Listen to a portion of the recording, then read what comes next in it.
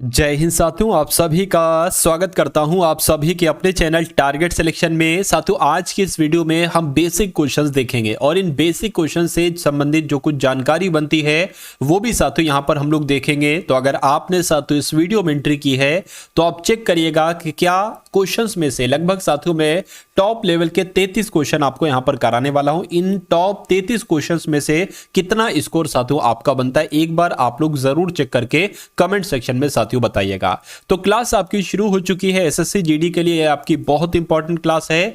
चलिए, तो पहला सवाल आपकी स्क्रीन पर है, कह रहे कि भारत का राष्ट्रीय पक्षी साथियों कौन सा है। तो आपका आंसर अगर मोर है तो मैं कहूंगा बिल्कुल सही है। भारत का राष्ट्रीय पक्षी मोर है और मोर को भारतीय संस्कृति और धार्मिक प्रतीकों में महत्वपूर्ण स्थान प्राप्त है। अगला देखिए, कहने के गंगा नदी का स्रोत कहां से है, यानी कि गंगा नदी कहां से निकलती है। तो मैं कहूंगा साथियों हिमालय की गोद से निकलती है। तो हिमालय की गोद से तो नहीं निकलती, ये तो गंगोत्री हिमनद से निकलती है। तो राइट आंसर आपका साथियों जाएगा ऑप्शन नंबर बी के साथ, ठीक है ना, गंगोत्री हिमालय से निकलती है। चलिए अगला सवाल देखिए। अब यहां पर अगर बात करें कुछ खास चीज है, तो गंगा नदी का उद्गम गंगोत्री हिमनद से होता है जो उत्तराखंड में, बिल्कुल साथियों उत्तराखंड में गंगा नदी भारतीय संस्कृति में एक पवित्र नदी मानी जाती है। यह बात बिल्कुल सही है। अब उसके बाद देखिए, भारतीय गणराज्य का संविधान साथियों कब लागू किया गया। तो ये आपको मालूम होना चाहिए 26 जनवरी 1950 को लागू किया गया, यानी कि भारतीय संविधान 26 जनवरी 1950 को लागू किया गया। 26 जनवरी को हर साल गणतंत्र दिवस के रूप में मनाया जाता है। उसके बाद देखिए, भारत का सबसे बड़ा राज्य की अगर बात करें तो भारत का सबसे बड़ा राज्य क्षेत्र यानी कि क्षेत्रफल के हिसाब से कौन सा है। तो मैं कहूंगा राजस्थान सबसे बड़ा क्षेत्रफल के हिसाब से है। और यहां पर भी ध्यान रखेंगे, राजस्थान भारत का सबसे बड़ा राज्य है जिसका क्षेत्रफल कितना है, 3,42,239 वर्ग किलोमीटर है। और राजस्थान की राजधानी जयपुर है, जिसको जयपुर को क्या कहा जाता है, पिंक सिटी के नाम से जाना जाता है। यह भी आप लोग को मालूम रखना है। उसके बाद देखिए, ताजमहल साथियों किसके द्वारा बनवाया गया बताइए। तो ताजमहल साथियों आप सभी को पता है शाहजहां के द्वारा बनवाया गया था। ताजमहल को मुगल सम्राट शाहजहां ने अपनी पत्नी मुमताज महल की याद में बनवाया था। यह संगमरमर से बनी भव्य मस्जिद है जो आगरा के मतलब उत्तर प्रदेश के आगरा में स्थित है और यूनेस्को की विश्व धरोहर स्थल की सूची में शामिल है। अगला देखिए, भारतीय राष्ट्रीय कांग्रेस की साथियों स्थापना कब हुई थी। तो 1885 में भारतीय राष्ट्रीय कांग्रेस की स्थापना हुई थी। अगर बात करें भारतीय राष्ट्रीय कांग्रेस की स्थापना, मैंने आपको बता दिया 1885 में। यह संगठन भारतीय स्वतंत्रता संग्राम का एक प्रमुख हिस्सा रहा और स्वतंत्रता प्राप्ति की दिशा में महत्वपूर्ण भूमिका साथियों निभाई। तो कुल मिला के आंसर आपका ऑप्शन नंबर ए हो जाता है। अब यहां पर साथियों मैं आपको एक चीज बता देता हूं, देखिए अगर आप साथियों वाकई में एसएससी जीडी एग्जाम को साथियों पास करना वाले हैं तो आपके लिए एसएससी जीडी के लिए टेस्ट सीरीज को साथियों लॉन्च कर दिया गया है। यहां पर आप देखेंगे साथियों लगभग 300 से ज्यादा मॉक टेस्ट आपको मिलेंगे। क्या 300 से ज्यादा मॉक टेस्ट आपको मिलेंगे। एक मॉक टेस्ट में 80 क्वेश्चंस होंगे, 20 हिंदी के, 20 जीके के, 20 रीजनिंग के, 20 मैथ के। उसके अलावा साथियों आपको पीवाईक्यू मिल जाएंगे, पिछले 5 सालों के सभी पीवाईक्यू मिल जाएंगे। तकरीबन 200 शिफ्ट का कितना पेपर का आपको हल मिलेगा साथियों, 200 शिफ्ट का, 200 से ज्यादा ही होंगी, 200 से ज्यादा शिफ्ट का साथियों आपको हल मिलेगा। इसमें जो 2024 वाली जितनी शिफ्ट हुई थी वो भी है और उससे पहले जितने पेपर हुए हैं वो सारे हैं। तो साथियों ये चीजें आपको बिल्कुल मिल रही है कितने रुपए में, सिर्फ 199 रुपए में साथियों मिल रही है।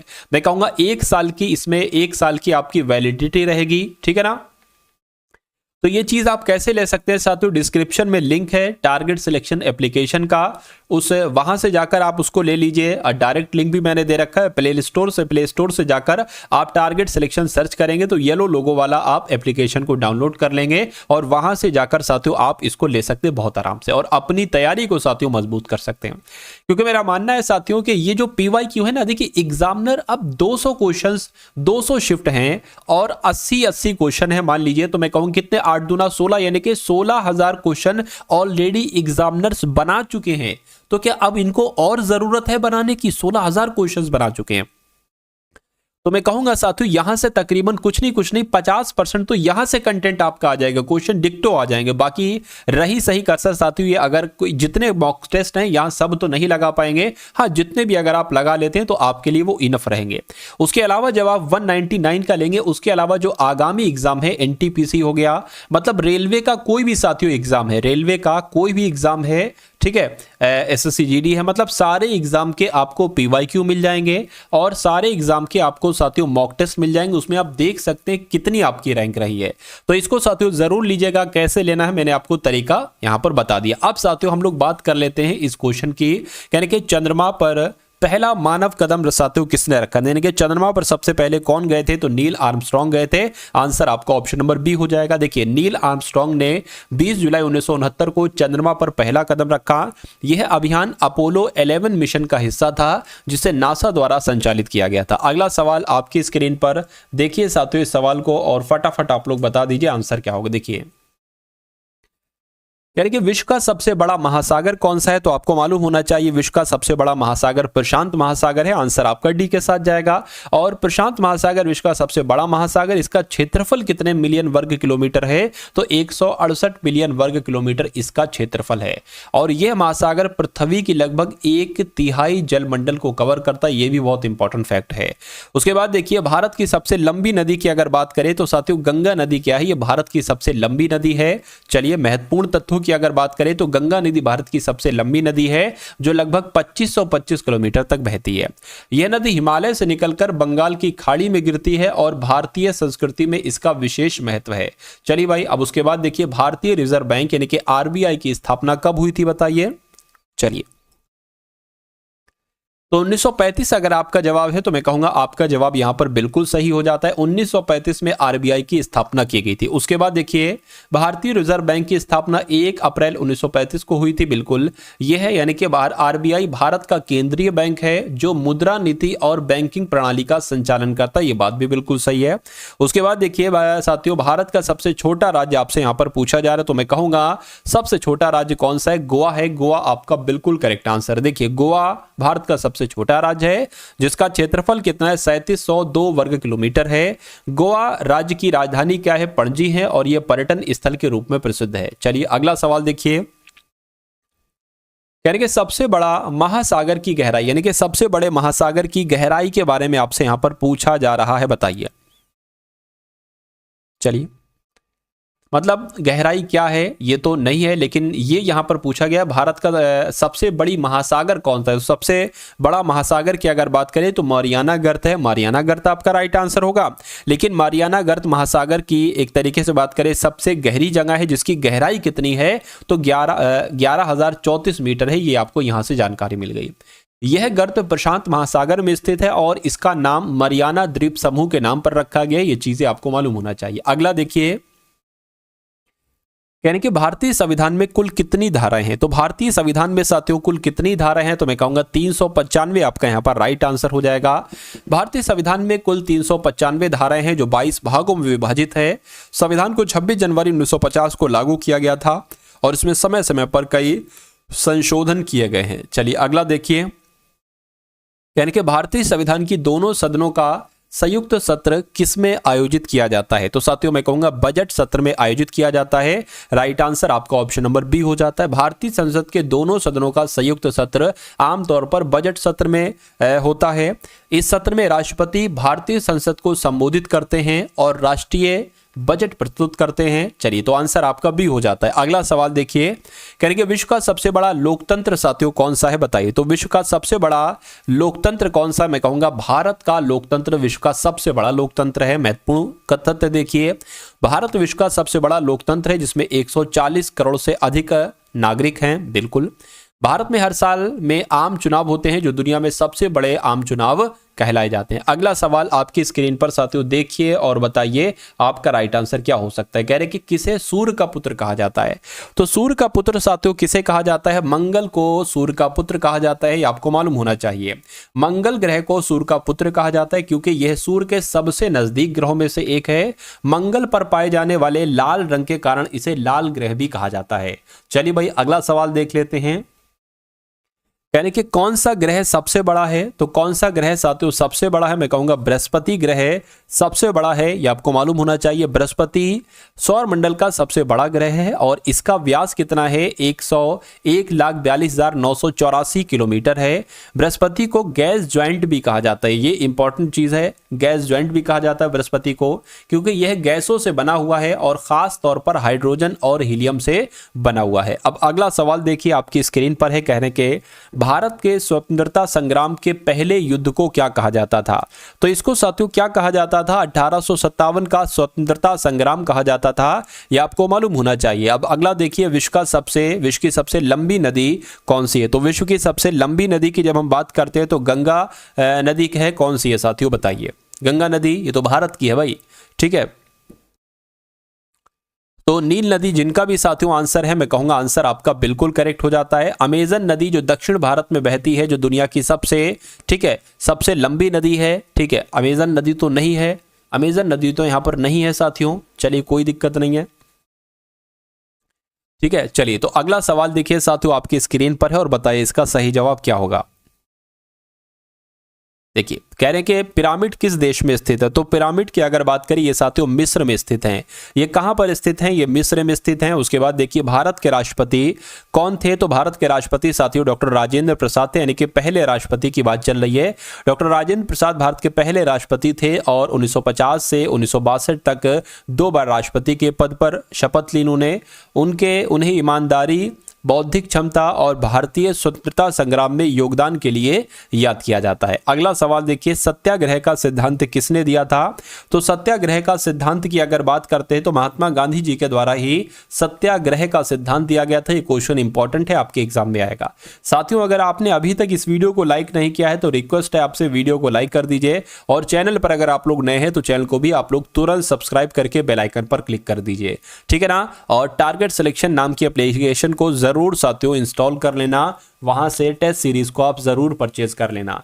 महत्वपूर्ण तथ्यों की बात करें तो महात्मा गांधी जी ने सत्याग्रह का सिद्धांत प्रस्तुत किया था, जिसका मतलब है सत्य और अहिंसा के द्वारा संघर्ष करना। सत्याग्रह को पहले दक्षिण अफ्रीका में लागू किया गया था और बाद में भारत में स्वतंत्रता संग्राम के दौरान इसे एक शक्तिशाली आंदोलन के रूप में इस्तेमाल किया गया था। चलिए भाई अगला सवाल देखिए आपके स्क्रीन पर, देखिए सवाल को और देखिए साथियों आंसर यहां पर क्या होगा। कह रहे कि भारत का राष्ट्रीय खेल क्या है। देखिए अगर आपसे पूछ लिया जाए और चारों ऑप्शन में से हॉकी लिखा हो तो हॉकी आपको लगा देना, बाकी ज्यादा दिमाग आपको नहीं लगाना है।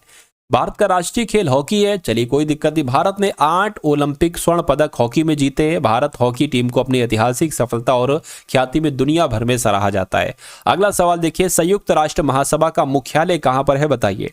तो संयुक्त राष्ट्र महासभा का मुख्यालय कहां पर है, मैं कहूंगा न्यूयॉर्क में है। राइट आंसर आपका ऑप्शन नंबर बी हो जाएगा। अगला सवाल देखिए, भारतीय फिल्म उद्योग को क्या कहा जाता है बताइए। तो क्या कहा जाता है भाई, बॉलीवुड कहा जाता है। क्या कहा जाता है साथियों, बॉलीवुड कहा जाता है। राइट आंसर आपका बी हो जाता है। अगर इनकी बात करें तो बॉलीवुड यानी कि भारत का हिंदी भाषी फिल्म उद्योग जो मुंबई में स्थित है। बॉलीवुड दुनिया का सबसे बड़ा फिल्म उद्योग है जिसमें हर साल हजारों फिल्में बनाई जाती हैं और यह वैश्विक मनोरंजन उद्योग में सबसे महत्वपूर्ण भूमिका निभाता है। अगला देखिए, भारतीय संविधान के निर्माता की जब हम बात करते हैं तो पंडित जवाहरलाल नेहरू, डॉक्टर भीमराव, बाबा साहेब अम्बेडकर, महात्मा गांधी जी या सरदार पटेल। तो मैं कहूंगा संविधान के पिता कौन है, तो बाबा साहेब अम्बेडकर, भीमराव अम्बेडकर ही संविधान के निर्माता कहलाए जाते हैं। डॉक्टर बाबा साहेब अम्बेडकर भारतीय संविधान के मुख्य लेखक थे। अंबेडकर जी को संविधान निर्माता के रूप में सम्मानित किया जाता है और उन्हें भारतीय समाज में सुधार और समानता की दिशा में महत्वपूर्ण कार्य इन्होंने किए। उसके बाद देखिए अगला सवाल है, कह रहे कि भारत का सबसे बड़ा राष्ट्रीय बाघ कौन सा है। तो मैं कहूंगा साथियों जो काजीरंगा राष्ट्रीय बाघ है यह भारत का सबसे बड़ा राष्ट्रीय बाघ है। काजीरंगा राष्ट्रीय बाघ कहां पर स्थित है, तो मैं कहूंगा असम में स्थित है। कितने वर्ग किलोमीटर क्षेत्र में फैला हुआ है, तो 1030 वर्ग किलोमीटर क्षेत्रफल में फैला हुआ है। यह उद्योग एक सींग वाले गैंडे के लिए प्रसिद्ध है और यूनेस्को द्वारा विश्व धरोहर स्थल के रूप में घोषित हुआ है। अगला सवाल है आपकी स्क्रीन पर, कह रहे हैं कि साक्षात्कार यानी कि इंटरव्यू शब्द आविष्कार किसने किया था। तो सिगमंड फ्राइड ने, माइकल जैक्सन ने, जॉर्ज हर्बर्ट ने, या थॉमस एल्वा एडिसन ने। तो यहाँ पर जॉर्ज हर्बर्ट आपका यहाँ पर बिल्कुल सही जवाब हो जाएगा। क्यों? क्योंकि इन्होंने ही साथियों साक्षात्कार इंटरव्यू शब्द का आविष्कार किया था। यहाँ पर देख लेते हैं साथियों, साक्षात्कार शब्द का आविष्कार जॉर्ज हर्बर्ट द्वारा किया गया था, जो एक प्रमुख अंग्रेजी लेखक थे। यह शब्द किसी व्यक्ति से जानकारी प्राप्त करने के उद्देश्य से पूछा गया सवालों का एक क्रम होता है। चलिए भाई, अगला सवाल है आपकी स्क्रीन पर साथियों। इस सवाल को देखिए और फटाफट आप लोग बताने की कोशिश कीजिए कि आंसर आपका यहां पर क्या हो सकता है। कौन सा तत्व पृथ्वी की पपड़ी में सबसे अधिक पाया जाता है? तो किसकी बात चल रही है? क्या आपका राइट आंसर होगा? मैं कहूंगा ऑक्सीजन आपका राइट आंसर हो जाएगा। Oxygen, option number A. पृथ्वी की पपड़ी में ऑक्सीजन सबसे अधिक मात्रा में पाए जाने वाला तत्व है, जो लगभग 46.6% है। इसके बाद सिलिकॉन 27.7% पाया जाता है और अन्य तत्व जैसे एल्यूमिनियम है, लोहे हैं। अब उसके बाद देखिए, पिरामिड किस युग की ऐतिहासिक धरोहर है? रोमानी युग की, प्राचीन मिस्र युग की, प्राचीन ग्रीस की, या प्राचीन भारत की? साथियों बताइए। तो मैं कहूंगा कि प्राचीन मिस्र यहां पर आपका सही जवाब हो जाएगा, यानी कि पिरामिड किस युग की ऐतिहासिक धरोहर है? तो प्राचीन मिस्र की है। देखिए, पिरामिड प्राचीन मिस्र की ऐतिहासिक धरोहर है, जो मिस्र के महान फरोहों की ममियों को संरक्षित करने के लिए बनाए गए थे। गीजा के पिरामिड को प्राचीन 7 आश्चर्यों में से एक माना जाता है। अगला सवाल देखिए, पूछा जा रहा है यहां पर आपसे, अंतर्राष्ट्रीय महिला दिवस कब मनाया जाता है? तो अंतर्राष्ट्रीय महिला दिवस 8 मार्च को, 25 दिसंबर को, 1 मई को, या 14 फरवरी को? मैं कहूंगा 8 मार्च को अंतर्राष्ट्रीय महिला दिवस मनाया जाता है। आप लोग देख लेंगे 8 मार्च को अंतर्राष्ट्रीय महिला दिवस, और इस दिन का उद्देश्य जो होता है वह महिला के अधिकारों और लिंग समानता को बढ़ावा देना होता है। अगला देखिए, तिरंगा को भारत के राष्ट्रीय ध्वज के रूप में किस वर्ष अपनाया गया था? साथियों बताइए। तो मैं कहूंगा कब अपनाया गया था इसको? 1947 में अपनाया गया था। भारतीय राष्ट्रीय ध्वज तिरंगा को 22 जुलाई 1947 को आधिकारिक तौर पर अपनाया गया था। यह तिरंगा 3 रंगों यानी कि केसरिया, सफेद और हरे, और एक नीले रंग के चक्र अशोक चक्र से बना होता है। तो कुल मिला के इस सवाल का सही जवाब आपका ऑप्शन नंबर ए है। तो मैं कहूंगा आंसर आपका बिल्कुल करेक्ट हो जाता है। चलिए भाई, अगला सवाल देख लेते हैं। कह रहे हैं कि भारतीय सेना की प्रमुख शाखाओं में से कौन सी शाखा सबसे बड़ी है? भारतीय थल सेना, भारतीय नौसेना, भारतीय वायुसेना, या भारतीय तटरक्षक? तो मैं कहूंगा कि भारतीय थल सेना की जब हम बात करते हैं तो भारतीय सेना की प्रमुख शाखाओं में से कौन सी शाखा सबसे बड़ी है? तो भारतीय थल सेना साथियों सबसे बड़ी है। भारतीय थल सेना यानी कि इंडियन आर्मी, यह भारतीय सेना की सबसे बड़ी शाखा है। यह शाखा भारतीय भूमि की रक्षा करती है और इसमें लाखों सैनिक शामिल होते हैं। तो इस प्रकार साथियों आपने टॉप 33 क्वेश्चंस देख लीजिए। ये वीडियो आपको साथियों कैसी लगी एक बार कमेंट सेक्शन में आप लोग जरूर बताइएगा। उसके अलावा साथियों मैंने आपके लिए एसएससी जीडी प्लेलिस्ट का लिंक भी डिस्क्रिप्शन में दे दिया है। अगर आपने हमारी पिछली क्लासेस को नहीं देखा है तो उनको जाकर जरूर देख लीजिए, क्योंकि उन क्लासेस को देखने पर साथियों आपकी बुनियाद मजबूत हो जाएगी। क्योंकि उसमें साथियों एक एक क्लास में हिंदी के 20 क्वेश्चन है, जीएस के 20 क्वेश्चन है, रीजनिंग के 20 क्वेश्चन है और मैथ के भी आपको साथियों 20 क्वेश्चन मिल जाएंगे। तो मैं कहूंगा ये कुछ मॉडल पेपर हैं इस प्लेलिस्ट में, बिल्कुल निःशुल्क की प्लेलिस्ट है, इसको जाकर जरूर देखिएगा। और अगर साथियों आप वो टेस्ट सीरीज लेना चाहते हैं एसएससी जीडी के लिए, क्योंकि देखिए इस बार आपके पास अंतिम मौका है। मैं कहूंगा हो सकता हो अगली बार जब वैकेंसी आए तो हो सकता हो आपकी एज ना हो, आप ओवर एज हो जाओ। तो आप इस बार साथियों पूरी तरीके से आपको कुछ भी करना पड़े, चाहे आपको पिछले 5 सालों के पिछले 5 सालों के पेपरों को तैयार करना पड़े, उसमें जो रीजनिंग के, जो मैथ के, जो हिंदी जी के जीएस के क्वेश्चन आए थे उनको तैयार करना पड़े, 5 सालों के पेपर आपको तैयार करना पड़े, आप तैयार करेंगे। ठीक है, मैं आपको ये सब अवेलेबल कराऊंगा। उसके अलावा साथियों चाहे आपको मॉक टेस्ट लगाना पड़े, ज्यादा से ज्यादा आप लगाओगे, क्योंकि मैं इस बार बिल्कुल रिस्क नहीं ले रहा हूं। तो आपके तो सिलेक्शन की बात है, आप लोग भी बिल्कुल रिस्क ना लीजिए। तो इसी बात को मद्देनजर रखते हुए साथियों सिर्फ 199 रुपए में आपको ये सारी चीजें दी जा रही है, ये सारी चीजें, और इसके अलावा भी बहुत सारी चीजें। ये तो सिर्फ साथियों एक डम है। उसके अलावा आप अगर चाहते हैं कि भाई मुझे रीजनिंग का एक 20 क्वेश्चन का सिर्फ मिनी मॉक टेस्ट अटेम्प्ट करना है, तो 20 क्वेश्चन का भी मिल जाएगा आपको साथियों, हिंदी का भी एक अलग से मिल जाएगा और पूरे 80 क्वेश्चन के ये फुल टेस्ट तो आपको साथियों मिलेंगे। टॉपिक वाइज भी आपको टेस्ट मिल जाएंगे, जो इंपॉर्टेंट क्वेश्चंस होते हैं अभी, ठीक है। आपको साथियों एक तरीके से वो मॉक टेस्ट भी मिल जाएंगे जिसमें जिस टाइप के क्वेश्चंस बनते हैं वो भी मिल जाएगा, मतलब सब कुछ आपको मिल जाएगा। और इसको लेने में अगर आपको कोई दिक्कत आए तो साथियों इस नंबर पे आप व्हाट्सएप मैसेज कर देना, ठीक है।